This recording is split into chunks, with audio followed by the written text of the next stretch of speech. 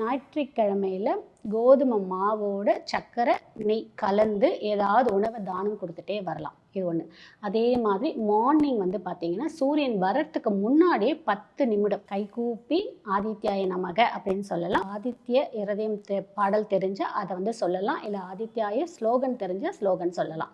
இதை சொல்லும் போது அவங்களுக்கு அந்த 6 வருடம் கண்டிப்பாக ஒரு நல்ல பலனை கொடுக்கும். அரசாங்க சார்ந்த விஷயம் எல்லாமே உங்களுக்கு ஒரு நல்லதாக அமையும். சூரிய தசையில் இவங்க சிவபெருமான் கோவிலில் சுயம்புவாக வந்த கோவிலில் கடிகாரம் வால் கிளாக் இருக்குது பார்த்தீங்களா, அது வாங்கி தானம் கொடுக்கலாம். தானம் கொடுத்துட்டு அதை அவங்க பார்த்துட்டு வரும்போதும் ஒரு நல்ல மாற்றம் இருக்கும். அதே மாதிரி இவங்க வாழ்க்கையில் இந்த சூரிய தசனில் ஜென்ரலாகவே பார்த்தீங்கன்னா எட்டி மரம், இந்த எட்டி மரத்தை எங்கேயாவது அது மரம் கிடச்சி தான் வாங்கிட்டு வந்து வளர்க்க முடிஞ்சால் வளர்த்துட்டு வரும்போது நீண்ட நாட்கள் வாழக்கூடிய மரம். அதே மாதிரி இவங்களுடைய வாழ்க்கையும் சரி இவங்களுடைய ஆயுளும் சரி நீண்ட நாட்களாக இருக்கும்னு சொல்லப்படுது. ஒன்று. அதே மாதிரி இவங்களுக்கு ப்ளஸ்ஸஸ் சொன்னீங்க பார்த்தீங்களா, என்ன பண்ணலாம்னு சொல்லிட்டு அவரை செடி இவங்க வீட்டில் தானாக வந்துச்சுன்னு வச்சுக்கோங்களேன், அதை விட அதிர்ஷ்டம் வேறு ஒன்றுமே கிடையாது அஸ்வினி நட்சத்திரத்துக்கு.